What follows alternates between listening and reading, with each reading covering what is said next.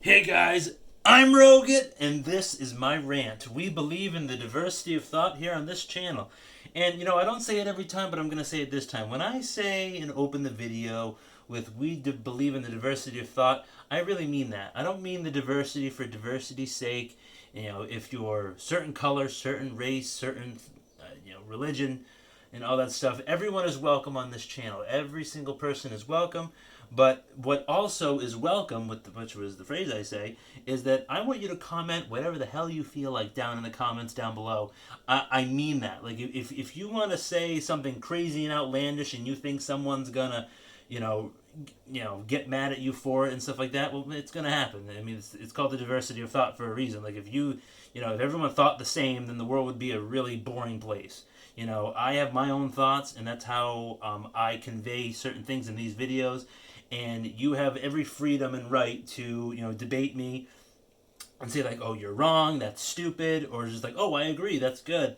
Or if we're relating to anything, if we talk about politics, like what we rarely do on this channel, or if we talk about monetary policy, or if we talk about current events, or silly drama and stuff like that. This channel is a bunch of stuff, but when I say diversity of thought, I really mean that, and I want you to sound off in the comments with the diversity of thought.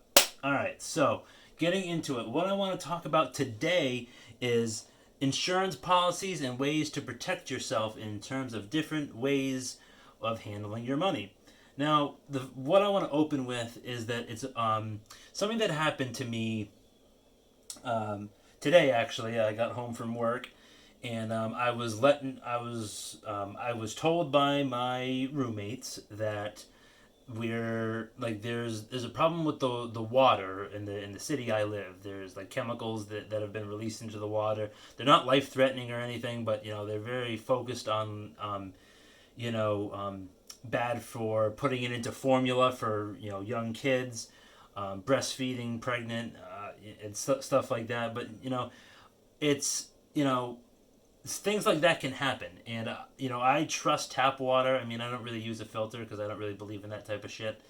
But yeah, I just fill my water bottle up at the tap in the kitchen, and I just cool it down in the fridge to make it cool, and I don't really taste the difference. But learning that information, I was very, I was like, oh, well, that's okay. I have a lot of I have like cases of water that I can use in the meantime while this problem gets remedied. But think about it. What if that happened to you? Or what if the chemicals in the water were even more unsafe than what this is? Do you have water reserves to like sustain you? Like, do you have cases of water, or do you have means to go somewhere and money to go get water? Like, I'm seriously thinking about getting more water after work tomorrow just because of this. I don't know how long this is going to last, but I find it very important, so I'm going to buy more water. It's a good thing that I had it anyway. But and then also is it's good to have food reserves. Like, I have some canned food and stuff like that, and it's good just in case something happens. Like, if the power goes out, or food spoils. Like, if the power goes out and you lose everything in your refrigerator, like, what are you gonna There's certain foods that you can eat and certain foods that you need to stay on top of your nutrition and stuff like that. So that's very important as well. So about the power going out. So let me think. What do most people buy with like these days when they go out anywhere? And is it their digital wrist, their phone, their credit card, their debit card? I think a lot of people pay with those methods. I don't think anyone's going to debate that, but you can debate that in the comments down below. Diversity of thought. But I don't think a lot of people pay with things for cash and stuff like that. I like to use cash for at least, I'd say, a good third or 40% of my transactions, because I like to put the money out there and use real money for things and stuff like that. And I have a coin jar. I really like to put coins in there and go to my local bank and like, don't go to Coinstar, or don't go to these supermarket coin machines because they take a percentage.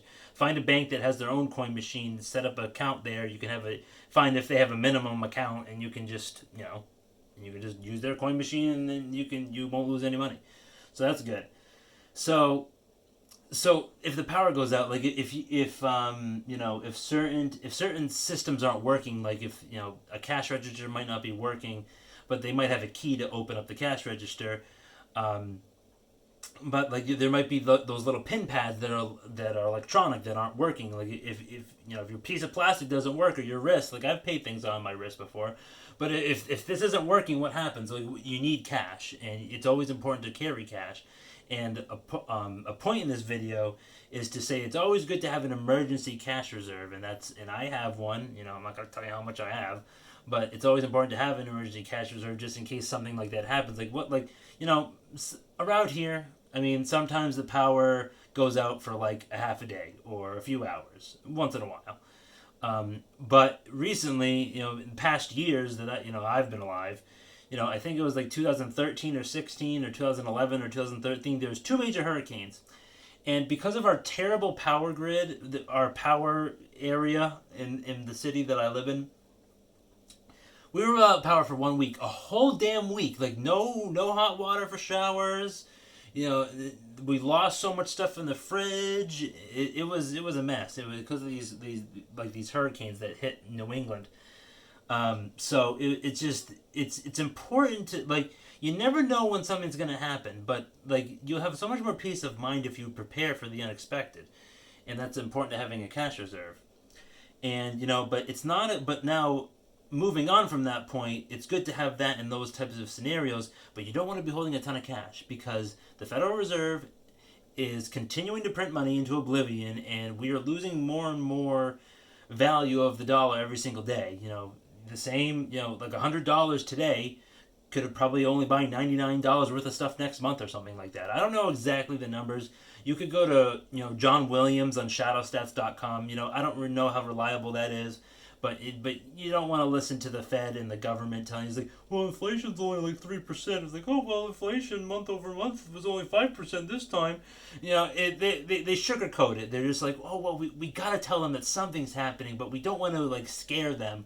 We don't want to cause panic, because we don't want to actually be honest with our citizens.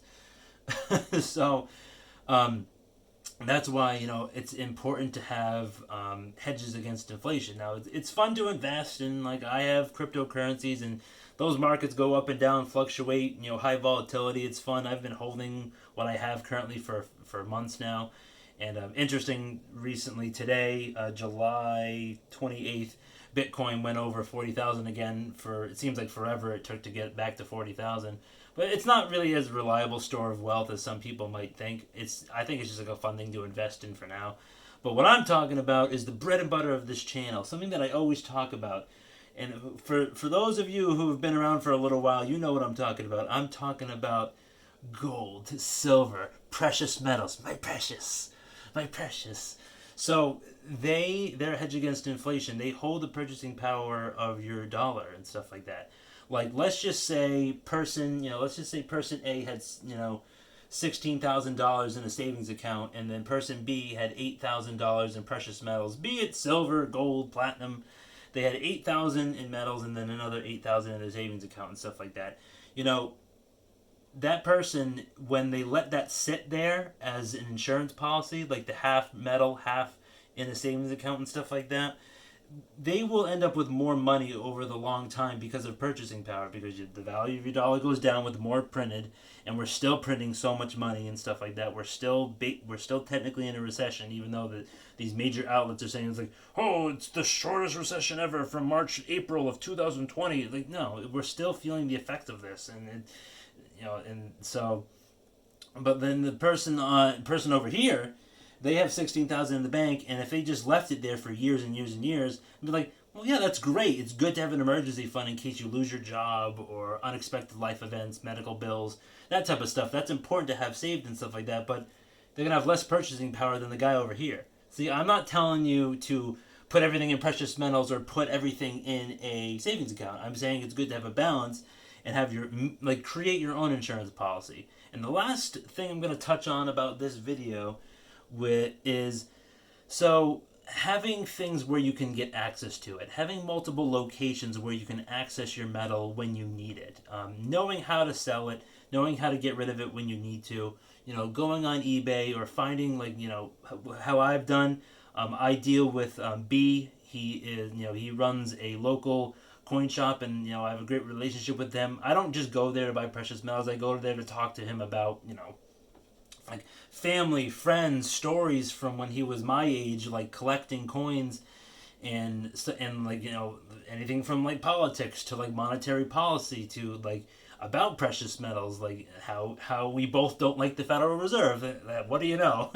So it's fun to talk to him like that. It's fun to find someone who you can talk to and that you can trust. And he gives me deals. I go there, and he gives, like, usually if you find something on eBay or SD Bullion or JM Bullion or APMEX or something like that, you're going to have to pay a premium over the spot price of the metals. The spot price is just the market price of gold, silver, or platinum, or the other two. And if you go on those websites, you have to buy a certain amount to get free shipping. But if I drive, spend not too much in gas, I don't pay the shipping cost, and I get a smaller premium, so I pay less over spot than what I would on the website. So that's why I mostly like going to him. But everyone is different. Like, you can develop your own way about like how you like to do things. Like, if you want to buy in bulk from one of those online reputable dealers, that's great. But it's important to have it in multiple locations, just in case something, God forbid, something happens. You won't lose everything. Like, you'll have multiple locations where it's like, oh, well, they found that, but like the other location is a completely different part of the state or a completely different part of the who knows where. It's good to have friends who live far away from you, so you can be like, hey, best friend, I can trust you with this. You never know. You think about it. And do not trust, banks or safety deposit boxes, because what can happen with a bank is that if the bank falls in hard times, or the economy is really hit, or the monetary system is faulty, like it currently is, a bank can fail and be like, oh, we're going to do a bail-in. And what happens during a bank bail-in is the bank will be like, oh, well, we're just going to take property of everything in the bank, and we're not going to give it to you. They can literally just take your money. Once you put things in a bank, it's not yours anymore. It's the property of the bank, and you need to remember that. And I'm not saying don't put anything in the bank. Your money is the safest in a bank, but just in case there is a bail-in, you want to have your eggs in different baskets. And when I say different baskets, I mean everything, like cryptos, stocks, investing stocks, trading stocks, the metals and stuff like that. So everything is important. So I hope you enjoyed that video. I really enjoyed talking about it. If you like content like this, I want you to hit that like button. And if you don't like the content, if you don't like my face, or you didn't like my topic this time, or you really disagree with everything that I said, just remember to smash that dislike button. Gives me a chance to improve, make better content, and then make more content, and then just get better overall with what I'm doing. Sound off in the comments, like I said. Hit that ding-a-ling bell. It might work, it might not. YouTube is run by a bunch of wackos, and they don't know what they're doing, so who knows what's going to happen. And like I said before, I'm happy to be back making content. I have a lot of new ideas, and my camera thing just... my stabilizer ran out of battery, but that's okay because it's the end of the video, and I'll keep it this way. And so once I'm planning on growing and stuff like that. If I hit 1,000 subscribers, I'm gonna get some editing software, some juicy editing is gonna come your way. Maybe not. Maybe it goes against the ranting nature of this channel. But I'll see you guys next time. Have a good night.